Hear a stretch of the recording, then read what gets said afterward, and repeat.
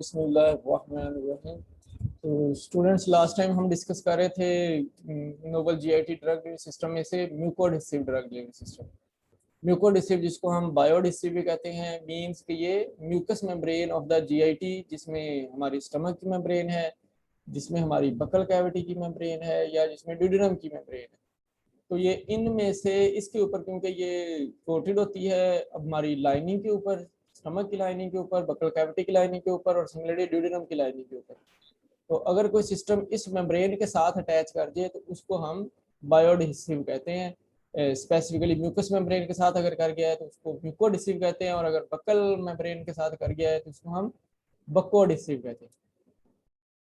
इन system में हमने कहा कि ये सिस्टम जो है ये डिफरेंट मैकेनिज्म के साथ अटैच कर जाते हैं टू द म्यूकस मेम्ब्रेन, और ये फिर रिटेन रहते हैं within the first phase of GIT for prolonged period of time. जो डिफरेंट मैकेनिज्म है उनमें से तीन मैकेनिज्म ज़्यादा रिनाउंड है। एक जो कि थ्योरीज की बेस्ड के ऊपर है, डिफरेंट थ्योरीज हैं जो कि एडहेजन की हैं टू द बायोलॉजिकल मेम्ब्रेन। तो उनमें से ये तीन में से ये कॉमन है। पहला जो हमने डिस्कस किया था वो हाइड्रेशन मीडिएटेड है, यानी कि हमने कहा था कि वो सिस्टम जो है वो स्वेल, जब वो जीआईटी फ्लूइड में आता है तो जीआईटी फ्लूइड में वो आके थोड़ा सा फ्लूइड गेन करता है तो उसकी पॉलीमर की लेयर जो है वो जेल लाइक बनना शुरू होती है, and that gel like membrane जो है वो हमारी म्यूकस मेम्ब्रेन से भी हाइड्रेट होती है, और सिमिलरली वो हाइड्रेट होती है फ्रॉम फ्लूइड आल्सो। तो जब वो gel like layer with gel like layer in contact आती है तो वो उसके साथ अडहियर कर जाती है, अटैच कर जाती है, यानी कि ये जेल टू जेल वॉन्डरवाल फोर्स है जो कि उसको अडहियर कराने में हेल्प करती है, या उसके साथ उसकी हाइड्रोजन बॉन्डिंग है जो कि उसको हेल्प कराती है। तो इस तरह से वो सिस्टम उसके साथ अटैच कर देता है। दूसरा हमने कहा कि ये जो सिस्टम है वो हो सकता है कि चार्ज हो, कोई एनायनिक हो, कैटायनिक हो, या फिर ये नॉन आयनिक हो, और ये सब कोई बॉन्ड बनाने की कैपेबिलिटी रखते हैं, तो बॉन्डिंग मीडिएटेड एडिशन कर सकते हैं। तो वो बॉन्डिंग मीडिएटेड एडिशन हमने पढ़ी, तो वो जो हमने पॉलीमर यूज किया जो एनोइन प्रोड्यूस करता है, तो आगे कैटायंस होते हैं इन द म्यूकस मेम्ब्रेन, और अगर हमारा कैटायन प्रोड्यूस कर सकता है तो आगे एनोइंस होते हैं इन द म्यूकस मेम्ब्रेन। और अगर ये हमारा कोई कोवलेंट लिंकेजेस के लिए एक फ्री इलेक्ट्रॉन इंट्रोड्यूस करता है तो आगे फ्री इलेक्ट्रॉन भी अवेलेबल होते हैं जिसके साथ बाइंड किया जा सकता है। ये दूसरा मैकेनिज्म। तीसरा मैकेनिज्म जो है वो रिसेप्टर मीडिएटेड था। रिसेप्टर मीडिएटेड में हमने कहा कि बहुत से रिसेप्टर्स एग्जिस्ट करते हैं जिनके साथ भी जाके हमारा डिलीवरी सिस्टम, अगर उसकी शेप उस रिसेप्टर के ऊपर बाइंड करने के साथ कंपेटेबल है तो वो रिसेप्टर को जाके बाइंड कर देती है और रिसेप्टर को फिर इनहिबिट कर देती है। लेकिन वो रिसेप्टर क्योंकि उसके साथ बाइंड होकर इनहिबिट होता है, तो जब तक वो बॉन्ड नहीं ब्रेक होगा तो वो रिसेप्टर भी फ्री नहीं होता। इस तरह से वो ड्रग डिलीवरी सिस्टम उस रिसेप्टर के साथ अटैच रहती है। तो ये हमारा एक तीसरा मैकेनिज्म है। ये हमने सिस्टम डिस्कस किया जो कि हमारा muco adhesive drug delivery system है। तो ड्रग डिलीवरी जो है वो फिर रिलीज होती है एट द साइट ऑफ एडहिजन, जहाँ पे वो एडहियर कर गया। तो नॉर्मली एडहिजन जो है वो होती है एट द इन्फ्लेम्ड साइट और एट द प्रोलिफरेटेड साइट। तो हम अगर ड्रग को डिलीवर करना चाहते हैं to the ulcerative condition in the GIT, तो वो अल्सर के ऊपर ही जाके ड्रग बाइंड कर देगी, मीन सिस्टम बाइंड कर देगा जिससे ड्रग रिलीज होना शुरू हो जाएगी। और अगर हम सिंपल एसिडिक कंडीशन को कंट्रोल करना चाहते हैं इन द जीआईटी, तो फिर ये हम इसमें ड्रग दे के उस एसिडिक कंडीशन को भी ट्रीट कर सकते हैं। सिमिलरली अगर हम किसी अब्जॉर्प्शन साइट को टारगेट करना चाहते हैं जो कि जीआईटी के फर्स्ट फेज में है, तो हम इजीली कंट्रोल रिलीज सिस्टम जो है वो म्यूकोडिस्टिव फॉर्म में दे सकते हैं, जो कि फिर अब्जॉर्प्शन साइट के ऊपर रहेगा फॉर द 24 आवर्स, और उसमें फिर अब्जॉर्प्शन होती रहेगी uniformly from the absorption site, और कोई भी ड्रग जो है वो डिग्रेड नहीं करेगी क्योंकि स्टमक में वो स्टेबल होगी और फिर वो अब्जॉर्ब होगी, तो इसलिए वो डिग्रेड भी नहीं करेगी और बायोअवेलेबिलिटी जो है वो मैक्सिमम होना शुरू होगी। अच्छा, इसके अलावा जो हमारे जीआईटी के सिस्टम है म्यूकोडिस्टिव के अलावा, पहला हमने एक फ्लोटिंग सिस्टम डिस्कस किया, दूसरा हमने म्यूकोडिस्टिव। आज जो है हमने डिस्कस करना है वो एक similarly third type of system है जो कि जीआईटी में क्लासिफाइड किया जाता है, noble GIT drug delivery system में क्लासिफाइड किया जाता है। इनको हम एक्सपेंडेबल सिस्टम्स कहते हैं या इनको हम स्वेलिंग सिस्टम्स कहते हैं। इनको अदर फॉर्म्स में हाइड्रोजेल, सुपर हाइड्रोजेल्स भी कहते हैं, सुप्रा हाइड्रोजेल्स भी कहते हैं। थोड़ा सा ये, क्योंकि हमने फ्लोटिंग में भी इनको थोड़ा सा डिस्कस किया था HBS सिस्टम के नाम से, तो वो जरा कम एक्सपैंड कर सकता है, वो कम स्वेल करता है, तो वो हाइड्रोडायनेमिकली बैलेंस्ड सिस्टम में क्लासिफाई होता है। लेकिन ये जो है ये हाइड्रोडायनेमिकली बैलेंस सिस्टम्स नहीं है, ये यानी कि एक दफ़ा हमने सिस्टम जो बनाया हुआ है वो फोल्डेड है, वो बंद है। फोल्डेड होने की वजह से वो आपको उसका साइज छोटा सा लगता है, वो टैबलेट से भी छोटा, टैबलेट है या टैबलेट से छोटा साइज है उसका, इतना वो फोल्ड करके रखा हुआ है। जैसे ही वो जीआईटी फ्लूइड में जाता है तो वो अनफोल्ड होना शुरू हो जाता है। तो ये जो उसकी अनफोल्डिंग होती है, ये अनफोल्डिंग उसका साइज बड़ा कर देती है और फिर वो स्वेल करना शुरू, फिर वो वाटर एब्जॉर्ब करना शुरू करता है और वो स्वेल करके एक बहुत बड़ा सा साइज ले लेता है।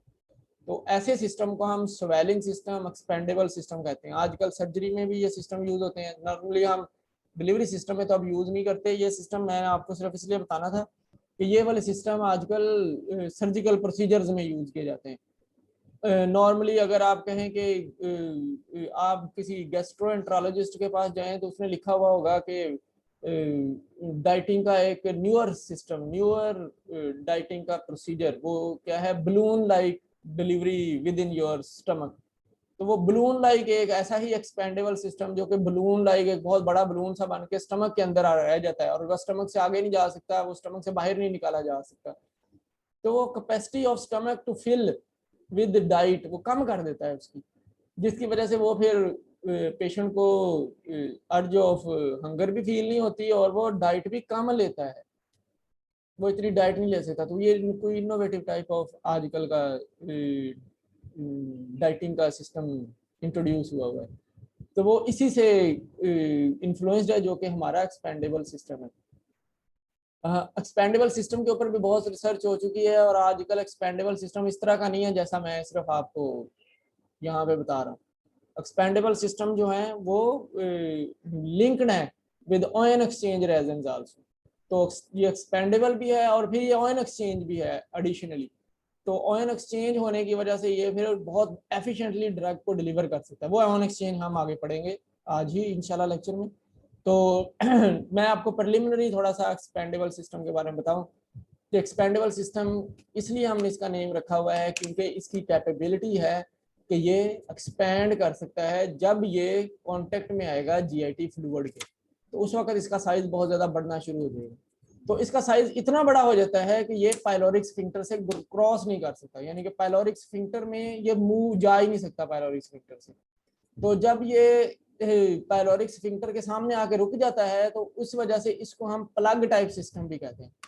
ये प्लग टाइप सिस्टम है कि ये इसने जी उसका मुंह ही बंद कर दिया पाइलोरिक स्फिंक्टर का।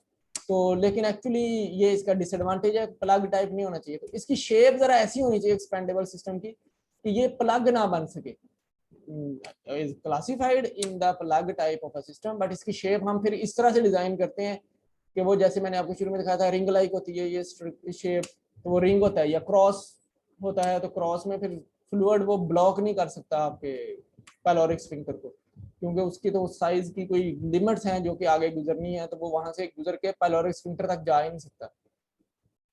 तो एक्चुअली ये स्टमक के रीजन में रहते हैं for longer period of a time, और इनको हम प्लग टाइप सिस्टम भी कहते हैं, जो कि इनकी डिसकंटिन्यूएशन, इनिशियल डिसकंटिन्यूएशन का सबब भी बना। लेकिन फिर जब इन्वेंशन होगी different shape based expandable system की, तो शेप बेस्ड एक्सपेंडेबल सिस्टम जो है वो फिर प्लग नहीं बनते थे, लेकिन वो जीआईटी के अंदर ही रहते थे।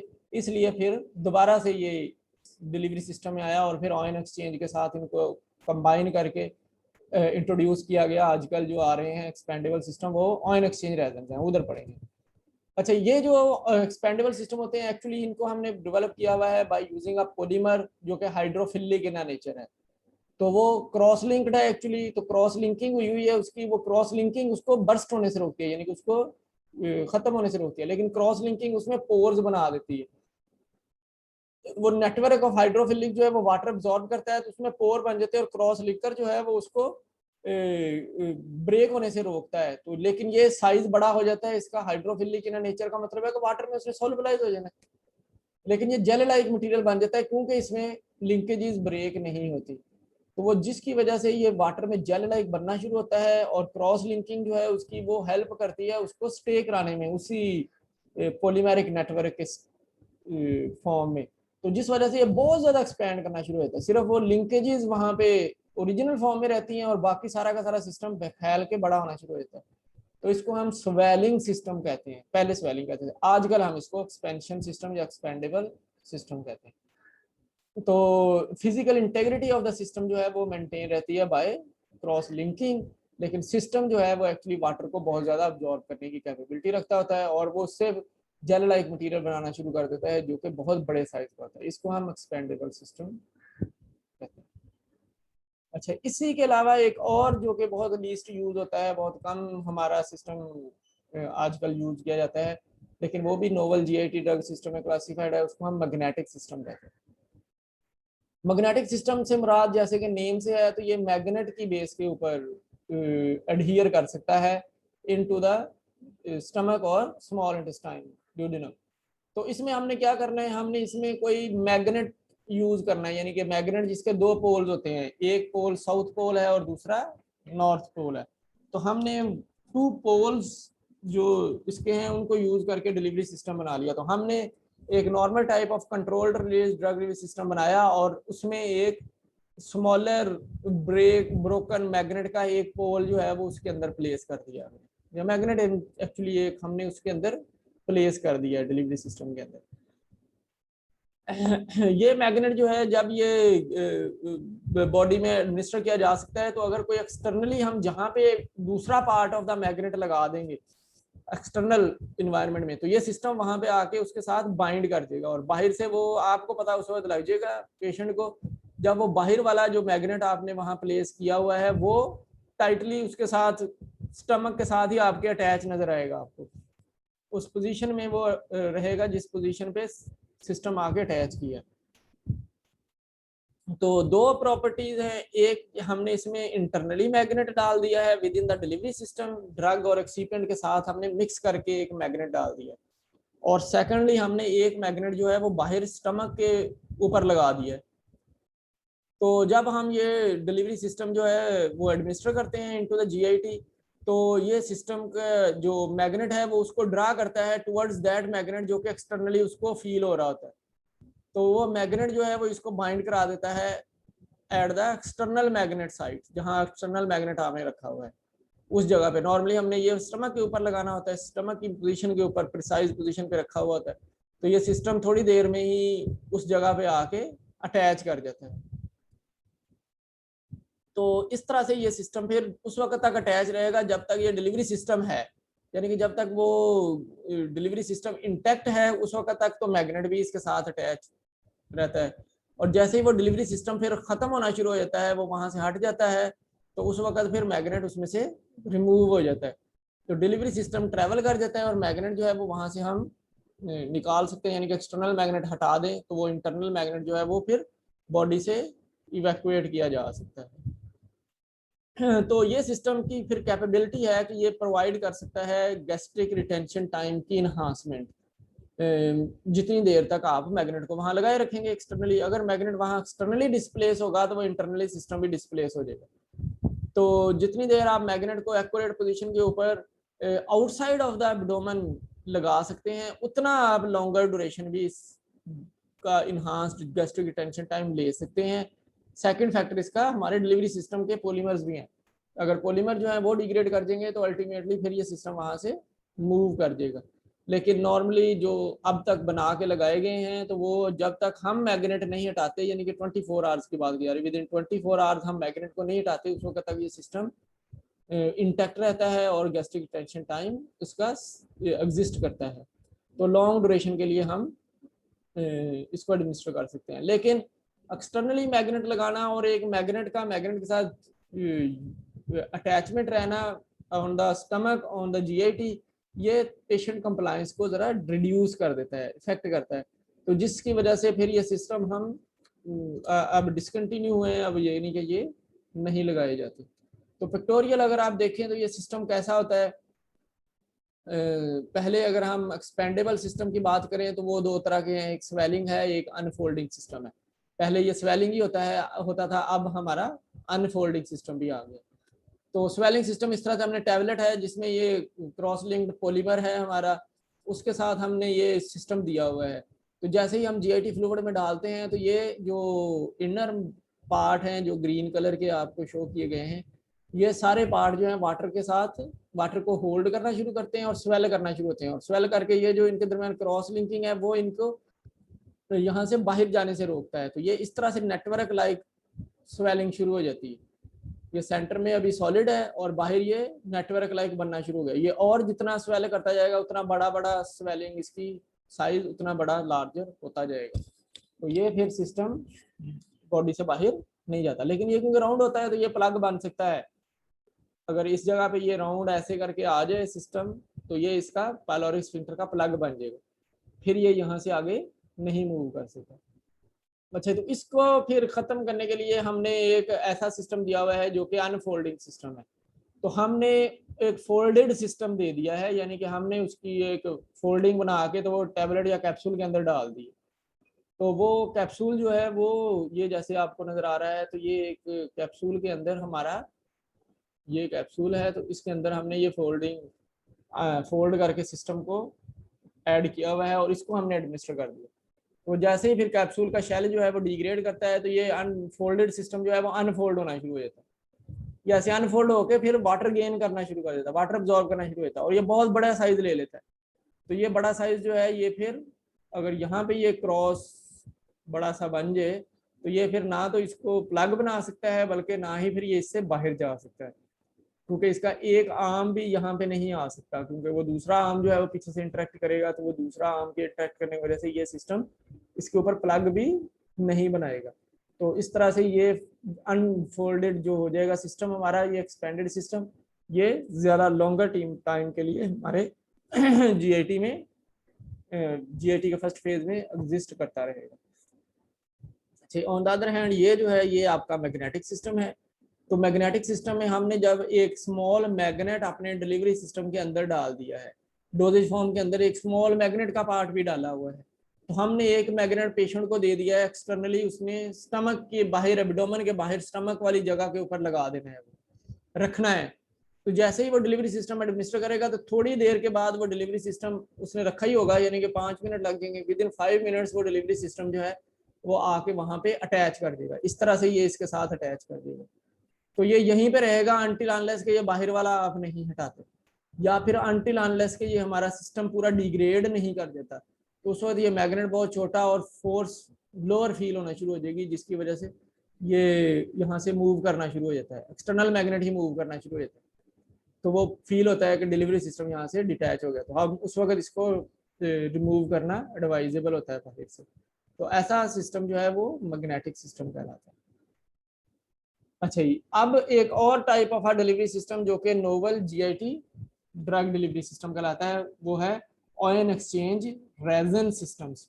तो ion exchange drug delivery system भी कहा जाता है शॉर्टली, क्योंकि एक्चुअली ये रेजनस मटेरियल होते हैं या रेजोनेट्स होते हैं, तो इसलिए इसको हम फिर आयन एक्सचेंज रेजन सिस्टम कहते हैं। अच्छा, इसका नेम हमने रखा हुआ है आयन एक्सचेंज, क्योंकि ये आयन्स को एक्सचेंज करने की कैपेबिलिटी रखता है। जो ऑयन्स आपके डिलीवरी सिस्टम है उन ऑयन्स को ये आपके जीआईटी के ऑयन्स के साथ रिप्लेस कर लेता है, इंटरचेंज कर देता है, एक्सचेंज कर लेता है। तो अगर ये एक्सचेंज हमारी ड्रग भी एक ऑयन की तरह हो और वो ड्रग आगे सोडियम के साथ, क्लोराइड के साथ, हाइड्रोजन के साथ रिप्लेस कर जाए तो वो ड्रग सीधी उसमें जीआईटी में चली जाएगी, यानी कि वो सीधी ड्रग यहाँ से इसमें से निकल के वो जीआईटी के सेल्स में चली जाएगी। तो इस तरह से ये डिलीवरी दी जा सकती है किसी भी एक एरिया में जहाँ पे वो एनोइन या कैटोइन एग्जिस्ट करता है। तो इस तरह से ये हमारा एक सुपीरियर टाइप ऑफ सिस्टम है जो कि ड्रग को स्पेसिफिकली अटैच करे। लेकिन ड्रग्स इसमें लिमिटेड है, सिर्फ वो वाली ड्रग्स हम इसमें यूज कर सकते हैं which have charges when we are administering in HCl base, यानी कि HCl मीडिया में हम उसको डाल रहे हैं जीआईटी के, तो उसमें उसके चार्ज डेवलप होता है, वो डिसोसिएट कर सकता है ड्रग, तो वो वाली यूज की जा सकती है। अच्छा, सबसे पहले हम देखें ये सिस्टम क्या होता है। तो सिस्टम जो है वो हाइड्रोफोबिक पॉलीमर्स होते हैं, यानी कि ये स्वेल नहीं करने की कैपेबिलिटी रखते। जो हाइड्रोफोबिक पॉलीमर हैं ये कार्बन कार्बन चेन के लिंक्ड पॉलीमर्स होते हैं और इनके अंदर हमने ऑयन्स को बाइंड किया हुआ होता है। बाइंड जिस तरह हम पॉलीमर के अंदर एक क्रॉस लिंकर डालते हैं, वो क्रॉस लिंकिंग जो है वो हमारी इस तरह ऑयंस की, इनके अंदर क्रॉस लिंकिंग ऑयंस की होती है। तो यहाँ क्योंकि पॉलीमर अन हाइड्रोफोबिक है, तो ये जो क्रॉस लिंकर हैं ये एक्चुअली डिसॉल्वेबल होते हैं, तो ये हाइड्रोफिलिक इन नेचर होते हैं। तो पॉलीमर को कुछ नहीं होता, लेकिन उसके अंदर होल्स बन जाते हैं due to the breakage of these cross linkers. वो क्रॉस लिंकर्स उसमें से ब्रेक करना शुरू हो जाते हैं। तो इसमें जो क्रॉस लिंकर मैं आपको बता रहा हूँ, या जो लिंकेजेस मैं आपको बता रहा हूँ, वो लिंकेजेस रेजन, वो रेजन की होती हैं। तो ये एक्चुअली हाइड्रोफोबिक पॉलीमर रेजन कहलाता है। तो रेजन में ऑयंस होते हैं जो कि एक्सचेंजेबल होते हैं, तो उनको हम एनोनिक या कैटोनिक में कैटेगराइज कर सकते हैं। एनोनिक और कैटोनिक जो है वो हम ले सकते हैं फ्रॉम ऑर्गेनिक सोर्स और इनऑर्गेनिक सोर्स। तो रेजन हमारे अगर इनऑर्गेनिक हैं या ऑर्गेनिक हैं, तो उनसे हम बोथ टाइप ऑफ ये जो कैटोइंस, एनोइंस और कैटोइंस अटेन कर सकते हैं। अगर ये रेजन से आयंस और कैटोइंस अटेन किए गए हैं और रेजन्स जो है उनको हमने एक पॉलीमर के अंदर बाइंड कर दिया है, तो ये फिर हमारा आयन एक्सचेंज रेजन सिस्टम कहलाएगा। अंडरस्टैंडेबल है कि एक रेजनस सिस्टम से रेजन को हमने लिया है जो कि ऑर्गेनिक नेचर का है या इनऑर्गेनिक नेचर का है, और वो एनोइन और कैटोइन देने की कैपेबिलिटी रखता है जब वो वाटर के अंदर प्लेस किया जाएगा, यानी कि जब वो जीआईटी फ्लूइड में प्लेस किया जाएगा। तो उसको हमने एक पॉलीमर के साथ मैट्रिक्स बना दिया रेजन को, resin with a polymeric matrix, जो कि हाइड्रोफोबिक पॉलीमर है, हाइड्रोफोबिक इन नेचर है। तो वो उसको कोट कर लेगा, उसके अंदर से वो फिर रेजन के साथ क्योंकि मिक्सचर है कोट कर लेगा मुराद, उसके बाद मैट्रिक्स बन जाएगा। तो वो उसके अंदर जो रेजनस मिक्सचर है वो पोर्स बनाना शुरू करेगा, वो होल्स होंगे। तो वो रेजन जो है एनोइन या कैटोइन ट्रांसफर करना शुरू कर देंगे from interior of that drug delivery system. अच्छा, ज्यादातर जो हम रेजन यूज करते हैं वो इनऑर्गेनिक इन नेचर होते हैं। उनमें इनऑर्गेनिक रेजन जो हैं वो हम लेते हैं from natural and also inorganic resin जो हमने वो सिंथेटिकली भी बनाए हुए। तो आजकल तो हम ज्यादातर सिंथेटिक बनाते हैं, पहले ये हम नेचुरल सोर्स से भी लेते थे। तो इनमें फिर जो हमने इनऑर्गेनिक रेजन है उसमें फिर सबसे ज्यादा यूज जो होते हैं वो कैटोनिक रेजन है। अच्छा, तो कैटोनिक या एनोनिक दोनों इनऑर्गेनिक्स होते हैं, लेकिन ऑर्गेनिक्स भी हैं। तो उनमें भी हमारे नेचुरल और सिंथेटिक और सेमी सिंथेटिक एग्जिस्ट करते हैं। यानी कि चाहे आप इनऑर्गेनिक रेजन आप ले रहे हैं, तो उनमें पहले हम नेचुरल ऑर्गेनिक रेजन लेते थे और नेचुरल ही इनऑर्गेनिक रेजन लेते थे, लेकिन अब हमारे पास सिंथेटिक एग्जिस्ट करते हैं जो कि हम कैटोइन के या एनोइन की फॉर्म में उनको ले सकते हैं। वो हमारे ऑर्गेनिक रेजन्स और इनऑर्गेनिक रेजन हो सकते हैं। तो जो हम कैटोनिक लेते हैं फ्रॉम ऑर्गेनिक सोर्स, वो हमारा नेचुरल भी हमने हमारे पास है, सिंथेटिक भी है और सेमी सिंथेटिक भी है। लेकिन जो हमारा एनोनिक रेजन है वो हमने मॉडिफाई किया हुआ है, नेचुरल को जो कैटोनिक है उसको हमने मॉडिफाई किया हुआ है इनटू एनोनिक, वो सेमी सिंथेटिक है या सिंथेटिक है। तो जो ड्रग हम लोड कर देंगे इस तरह के रेजन के अंदर, तो ड्रग लोडेड रेजन जो है वो रेजिनेट कहलाएगा। तो पहले हमने ये रेजन लिया है और रेजन या बनाया है, उसके अंदर हमने ड्रग लोड कर दिया है, तो वो ड्रग लोडेड जो रेजन होगा वो रेजिनेट कहलाएगा। अब इस रेजिनेट को हम अपने पॉलीमर के अंदर ऐड कर देंगे, जो कि हमारा हाइड्रोफोबिक पॉलीमर है, उसके साथ हम इसका ब्लेंड बना देंगे। तो ये ब्लेंडेड जो है ion exchange resin drug delivery system बन जाएगा। अच्छा, तो ये रेजिन का काम क्या है? जब ये रेजिनेट जो है वो जीआईटी फ्लूइड में आता है, तो वो इनकाउंटर होता है टू द डिफरेंट ऑयंस जो कि प्रेजेंट है already in the GIT fluid. तो ड्रग जो है उसका भी कोई चार्ज है, फॉर एग्जांपल वो कैटोनिक है और रेजिनेट में है, वो एक्सचेंज हो जाएगी विद हाइड्रोजन पॉजिटिव आयन, यानी कि ये पॉजिटिव है तो वो पॉजिटिव आयन के साथ उधर से पॉजिटिव आयन ले लेगा रेजन, और इधर से ये ड्रग का आयन वहां पे दे देगा जीआईटी फ्लूइड में। तो ड्रग जो है वो अवेलेबल हो जाएगी इन द जीआईटी इन्वायरमेंट, यानी कि वो जीआईटी के फ्लूइड में या जीआईटी के सेल्स में आ जाएगी। तो जो रेजनेंस पार्टिकल है जो कि सारी ड्रग को इस तरह से एडमिनिस्ट्रेट दे देगा by replacing with an H ion या किसी और ऑयन की प्रेजेंस में, तो फिर वो सारे का सारा ड्रग वहां से डिलीवर हो जाएगी और पीछे जो बचेगा वो रेजोनेट बचेगा। और वो जो है क्योंकि उसमें से ड्रग निकल जाएगी तो एक्चुअली उसका साइज छोटा होता जाएगा, तो वो इमीडिएटली जीआईटी इन्वायरमेंट से एलिमिनेट कर दिया जाएगा रेजन पार्टिकल को फीसिस से, या फिर उसको डिग्रेड कर दिया जाएगा बॉडी में। तो इस तरह से ये हमारा ड्रग डिलीवर कर सकता है जो हमारा आयन एक्सचेंज रेजन है। तो ये कुछ एग्जांपल हैं कैसे हमने अटेन किया हुआ है डिफरेंट कैटोनिक रेजिनेट्स को या एनोनिक रेजिनेट्स को। तो उनमें ऑर्गेनिक और इनऑर्गेनिक दो तरह के रेजन्स हम कहते हैं, ऑर्गेनिक हैं और इनऑर्गेनिक हैं। तो ऑर्गेनिक जो है वो नेचुरल सेमी सिंथेटिक या सिंथेटिक हो सकते हैं। उसमें कैटोन जो है नेचुरली लेजनाइट हमने लिया हुआ है या जूकार्ब लिया हुआ है या टैनिन फॉर्मेल्डिहाइड, ये सिंथेटिक हमने बनाए हुए हैं। इस तरह एनोइन जो है वो नेचुरल नहीं होते तो उसको हमने कैटोइन से बनाया हुआ है। तो सेफाडेक्स काफ़ी मशहूर है सेमी सिंथेटिक हमारा ऑर्गेनिक रेजोनेट, या एमाइन फॉर्मेल्डिहाइड जो है वो सिंथेटिक में। इनऑर्गेनिक में नेचुरल में जो हमारे क्लेज है, ये जिनको हम गम्स कहते हैं या क्लेज कहलाती हैं, ये सारी हमारी कैटोइन देने की कैपेबिलिटी रखती है। इस तरह डोलोमाइट भी क्ले ही है, तो ये जो है ये भी हमारी एनोइन देने की कैपेबिलिटी रखती है। तो फिर हमने इनको सिंथेटिकली जियोलाइट्स में और सिलिकेट्स में भी बनाया हुआ है। तो ये जियोलाइट सिंथेटिक रेजन है, इनऑर्गेनिक सिंथेटिक रेजन कहलाता है, और इस तरह सिलिकेट इनऑर्गेनिक सिंथेटिक रेजन कहलाता है। तो ये एनोइन या कैटोइन देने की कैपेबिलिटी रखते हैं। अच्छा, अब जरा हम इस सिस्टम को थोड़ा सा बात कर लें कि ये है क्या। तो आयन एक्सचेंज रेजन जो है वो इनसॉल्युबल पॉलीमर है दैट कंटेन्स एक्चुअली एसिडिक और बेसिक फंक्शनल ग्रुप, यानी कि उसमें एसिडिक फंक्शनल ग्रुप होंगे या बेसिक फंक्शनल ग्रुप होंगे। एसिडिक फंक्शनल ग्रुप जो हैं वो उसमें नॉर्मली एसिड जो है वो एच ऑइन्स देना शुरू करता है, तो वो एच ऑइन देते हैं। और बेसिक फंक्शनल ग्रुप है वो कॉमनली ओ एच ऑइन देते हैं, तो ओ एच ऑइन देना शुरू हो जाते हैं। तो ये एच और ओ एच ऑइन यानी कि पॉजिटिव नेगेटिव ऑइन एग्जिस्ट करते हैं इसके अंदर। तो वो एक्सचेंज कर सकते हैं काउंटर ऑइन्स के साथ इन द एक्वस सोल्यूशन जो उनके बाहर हैं, तो वो उनके साथ एक्सचेंज होना शुरू हो जाते हैं। तो काउंटर ऑइन HCl है फॉर एग्जांपल, तो H के साथ H और फिर OH के साथ Cl वहां से होना शुरू हो जाता है एक्सचेंज इसमें काउंटर ऑइन्स में। तो इस तरह से ये रेजन और वो आपका GIT फ्लूइड जो है वो आपस में एक्सचेंज करता रहता है, और इस तरह अगर ड्रग भी है उसमें तो वो ड्रग भी इसमें डिलीवर करता रहता है। तो ये जब हम इनको एडमिनिस्टर करते हैं तो हमने ये बनाए हुए हैं into small form of beads like, या हमने इनको टैबलेट की तरह जो कि 1 to 2 mm डायमीटर बीड्स हो सकते हैं, या फिर ये हमने इसको पॉलीमर में उसको कैप्सूल के अंदर फिल किया हो सकता है, या ये हमारी एक टैबलेट हो सकती है।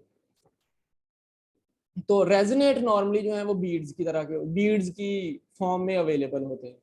तो उनका कलर जो होता है वो नॉर्मली वाइट है या येलोइश है, वाइटिश येलो कलर होता है उसका। तो नॉर्मली वाइट कलर के या येलोइश कलर के, हमारे नेचुरल ज्यादातर येलोइश कलर के होते हैं, जो हमने सिंथेटिक बनाए हुए हैं वो वाइट कलर के होते हैं। तो इनको हमने फैब्रिकेट किया होता है from organic polymer substrate backbone, जो कि पॉलीमेरिक सबस्ट्रेट है जो कि ऑयन प्रोड्यूस करने का कैपेबिलिटी रखता है, उससे हमने इनको बनाया हुआ है। तो ये सिंथेटिक या सेमी सिंथेटिक की बात होगी। तो आयन एक्सचेंज जो है वो फिर वर्क करते हैं on the basis of adsorption phenomena. तो मैकेनिज्म ऑफ एडजॉर्प्शन जो है वो एक्चुअली इलेक्ट्रोस्टैटिक मैकेनिज्म है। तो इसमें जो एडजॉर्प्शन होनी है, यानी कि ये एडजॉर्ब हो रहे हैं, जो आपकी मेम्ब्रेन है GIT की वो एडजॉर्ब कर रही है ऑयन्स को, और फिर ये जो है सिस्टम आपका वो ऑयन्स एडजॉर्ब कर रहा है फ्रॉम द GIT मेम्ब्रेन या GIT फ्लूइड। तो ये जो दोनों का हमने कहा एडजॉर्प्शन फिनोमेना है, क्योंकि ये ऑयन्स के बेस के ऊपर है, हम इसको इलेक्ट्रोस्टैटिक कहते हैं। तो इलेक्ट्रोस्टैटिक फोर्सेस जो हैं वो चार्ज फंक्शनल ग्रुप को ऑयन्स की फॉर्म में होल्ड करती हैं, यानी कि ऑयन्स जो हैं वो चार्ज फंक्शनल ग्रुप बन जाते हैं जो कि surface of ion exchange resin के ऊपर एग्जिस्ट करते हैं। तो वो फिर 1:1 की बेसिस के ऊपर रिप्लेस होना शुरू होते हैं विद GIT फ्लूइड, यानी कि एक ऑयन के साथ एक ऑयन, सिंगल चार्ज ऑयन के साथ सिंगल चार्ज ऑयन, अगर डबल चार्ज ऑयन है तो उसके साथ 2 सिंगल चार्ज ऑयन, या फिर एक डबल चार्ज ऑयन जो है वो इसके साथ एब्जॉर्ब किया जा सकता है या रिप्लेस यानी कि किया जा सकता है। तो 1:1 चार्ज बेसिस के ऊपर ये सिस्टम जो है वो उसको एक्सचेंज करते हैं। तो मेथड ऑफ प्रिपरेशन में अगर हम देखें तो रेजन को हमने सिंथेटिकली लिया हुआ है, सिंथेटिकली अटेन किया है, या हमने रेजन को नेचुरल रेजन लिया हुआ है, उसको हमने प्योरीफाई कर लिया है, यानी कि एथेनॉल वाटर मिक्सचर में हमने उसको प्रॉपरली वॉश किया है, तो रेजन को प्योरीफाई कर लिया। जो रेजन हमने प्रिपेयर किया वाटर में नहीं, हमने एथेनॉल में या एथेनॉल वाटर, जो मिक्सचर एथेनॉल वाटर होता है, नॉर्मली हम कहते हैं प्योर एथेनॉल को हम कहते हैं कि 96% प्योर है, जो फिर उससे कम होता है वो 70% तक, जिसमें वाटर और एथेनॉल की मिक्सचर होता है। तो इस मिक्सचर से हमने रेजन को अच्छी तरह से वॉश कर लिया, तो इसमें वो वाले ऑयल्स जो कि रेजन के डिग्रेडिंग ऑयल्स होते हैं वो निकल जाते हैं यहाँ से, और इसमें ट्रेसेस भी जो है वो रिमूव हो जाती है। इसको फिर हमने वाटर के साथ वॉश करना है। जब हम इसको वाटर के साथ वॉश करेंगे रेजन को, तो इसके सारे जो ऑयल्स हैं वो एक्टिवेट हो जाएंगे, यानी कि वाटर के साथ वो इंटरचेंज होना शुरू हो जाएंगे, और HOH और ये रेजोनेट के ऑयल्स एग्जिस्ट करेंगे। तो वाटर इसके अंदर से गुजर जाएगा, HOH ऑयल्स इसमें से गुजर जाएंगे और एज रेजोनेट को एक्टिवेट कर देंगे। तो इसको फिर हम एसिड या अल्कली में सोक कर देंगे। तो रेजन जो हमने प्योर किया हुआ है, वॉश किया हुआ है, उसको हमने एसिड या अल्कली के अंदर हमने उसको सोक कर दिया है। एसिड के ऊपर अंदर उसको सोक करना है, ताकि वो एसिड के साथ जो एसिड के ऑयल्स हैं उनके साथ ये सिस्टम एक्टिवेट हो जाए। बेस में अल्कली में हमने करना है ताकि ये अल्कली के ऑयल्स के साथ एक्टिवेट हो जाए। तो जिसमें भी ये एक्टिवेट हो जाएगा वो वाला ऑयल्स ये ज्यादा ट्राई करेगा कि वो वाले ऑयल्स को, यानी कि ये कैटायनिक या एनायनिक उस बेस के ऊपर ये हमें कहलाएगा, और उन ऑयल्स को ये ज्यादा इंटरचेंज करने की कैपेबिलिटी रखता होगा। अच्छा, इसके बाद हम इसको डिस्टिल्ड वाटर के साथ वॉश करना शुरू कर देंगे। जब हमने पहले एसिड और अल्कली में इसको सोक कर दिया, तो अब हम इसको डिस्टिल्ड वाटर के अंदर यानी कि रख देंगे, सोक कर देंगे।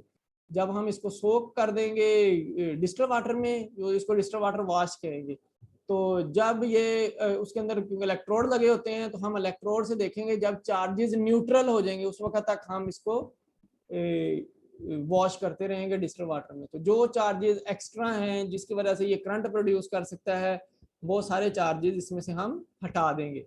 लेकिन ये लोडेड है विद अब एनोइन अगर बेस में डाला है, और कैटायन अगर हमने ये एसिड में रखा हुआ है।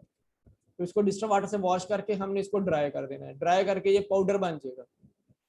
तो पाउडर को फिर अब हम इसको ब्लेंड करेंगे विद ड्रग, और फिर हम इसको विद पॉलीमर भी ब्लेंड करेंगे, जिस पॉलीमर के साथ हमने इसको प्रिपेयर करना है। तो हमने इसको ड्रग के साथ ब्लेंड किया, तो ये ड्रग का ब्लेंड जो है वो रेजन ड्रग मैट्रिक्स बन जाएगा। तो ये रेजनस ड्रग मैट्रिक्स एक बन गया हमारा। इसको हमने विद किया विद पॉलीमर ब्लेंड किया, तो ये फिर polymer resin and drug matrix बन जाएगी। अच्छा, तो इसको फिर अब हम ये जो लोडिंग है, लोडिंग हम दो तरह, एक्चुअली जो लोडिंग है उसमें जो मैंने मैट्रिक्स आपको बताया वो दो तरह से की जा सकती है। एक बैच टेक्निक कहलाती है और एक कॉलम टेक्निक कहलाती है। तो बैच टेक्निक जो मैंने आपको भी बताई है कि हम उसको मिक्स करते रहते हैं। मैट्रिक्स बनाना है तो हमने उसको मिक्स करना शुरू किया है, एजिटेशन कोई प्रोसेस अडॉप्ट किया है, और रेजन्स के साथ हमने ड्रग को और पॉलीमर को ब्लेंड करना शुरू किया है। तो ड्रग का सोल्यूशन या ड्रग सॉलिड इस रेजन्स के सोल्यूशन या रेजन सॉलिड के अंदर हम ब्लेंड करते रहते हैं, और जब तक ये दोनों का इक्विलिब्रियम अटेन हो जाता है, ड्रग का और रेजन का, यानी कि दोनों के ऊपर एक जैसा चार्ज आ जाता है। जैसा आपके रेजन के ऊपर चार्ज है वैसा ड्रग के ऊपर चार्ज आना शुरू हो जाएगा, और आपका पॉलीमर जो है उनको होल्ड करने की कैपेबिलिटी रखता होगा। ये batch technique of preparation of resonate कहलाती है। फिर एक कॉलम टेक्निक होती है। तो उसमें हम रेजोनेट को एक कॉलम के अंदर पैक कर देते हैं। जो हमने ये रेजन बनाया हुआ है यहाँ पे, यहाँ तक ड्राई करके इसको हम कॉलम के अंदर पैक कर देते हैं, और फिर हम उसके अंदर से ड्रग को पास करते हैं, ड्रग सोल्यूशन को हम पास करते हैं। तो ड्रग सोल्यूशन उसमें से गुजरता जाता है नीचे तक आता है ऊपर वाला, तो वो उतनी देर में चार्ज हो जाता है और इक्विलिब्रियम अटेन कर लेता है, सेम चार्जेस पे आ जाता है और न्यूट्रल कंसीडर होना शुरू होता है। फिर ऊपर से फिर चलना शुरू होती है ड्रग, वो उनके चार्जेस पे आके फिर न्यूट्रल हो जाती है। तो कॉलम के अंदर ऐसे ड्रग चलती जाती है और रेजोनेट फिल होता जाता है विद आवर ड्रग मटेरियल। तो इस तरह से हम ये रेजोनेट डेवलप कर सकते हैं। तो ये जो डेवलप्ड फिर रेजन होगा ये हमारा कंप्रेस कर लिया जाएगा इनटू टैबलेट और इनटू बीड्स, और उसको हम कैप्सूल के अंदर फिल कर देंगे या टैबलेट के अंदर हम इसको एडमिनिस्टर कर देंगे। तो वो हम फिर बॉडी में डिलीवर कर देंगे और इसकी फिर कैपेबिलिटी होगी कि ये आयन एक्सचेंज कर सकता है। जो हाइड्रोफोबिक पॉलीमर है वो इसको डिसॉल्व नहीं होने देगा और इसका क्योंकि फिर वो डेवलप करेगा इसका स्पेसिफिकली एरिया, जितना एरिया इसमें सिस्टम ने लेना है, तो ये एरिया की वजह से फिर सिस्टम जीआईटी के अंदर ही रहेगा। और जब एक दफा आयन इसने एक्सचेंज करना शुरू कर लिया तो ये आयन्स की फोर्स होगी, इलेक्ट्रोस्टैटिक फोर्स होगी, जो इसको फिर वहां से आगे नहीं जाने देगी। जिस एरिया में ये एग्जिस्ट करता है उस एरिया में से आगे नहीं जाएगा। तो ये आयन्स एक दूसरे को अट्रैक्ट कर रहे होंगे, कुछ रिपेल कर रहे होंगे, तो वो इसको एक प्लेस के ऊपर कन्फाइन कर देंगे सिस्टम को। तो वो कन्फाइंड सिस्टम जो है वो for longer period of a time आपके गैस्ट्रिक फेज में रहेगा। तो गैस्ट्रिक फेज में रहने की वजह से ये फिर ड्रग डिलीवर करता रहेगा for longer period of time within the GIT. ये जरूरी नहीं है आयन एक्टिवेट जो है वो आपके स्टमक में ही हो रहे हैं, आयन एक्टिवेट जो है वो आपके ड्यूडेनम में भी हो सकते हैं जाके। तो ये सिस्टम चलता रहेगा उतनी देर तक जब तक आयन एक्टिवेट नहीं करते। आयन एक्टिवेट होंगे तो ये आयन की अट्रैक्शन की वजह से वहां पे कन्फाइन होगा, तो ये ड्यूडेनम में जाके भी सिस्टम रिजाइड कर सकता है, या ये जिजनम या इलियम में जाके भी सिस्टम स्टे कर सकता है फॉर 24 आवर्स या इससे भी ज्यादा स्टे कर सकता है रेजोनेट सिस्टम। तो इसलिए ये सिस्टम आयंस की बेस के ऊपर आपके जीआईटी के किसी भी फेज के अंदर स्टे करने की कैपेबिलिटी रखता है। तो इसको हम कहते हैं ये हमारा ion exchange drug delivery system है। तो आज का लेक्चर इतना ही। तो कोई क्वेश्चन है तो बच्चों को ज़रूर पूछ लें और नेक्स्ट लेक्चर से फिर हम osmotic pump drug delivery system discuss करना शुरू करें। चलें, जज़ाकल्लाह बच्चों, बहुत शुक्रिया, अपना ख्याल रखें, अल्लाह हाफिज़।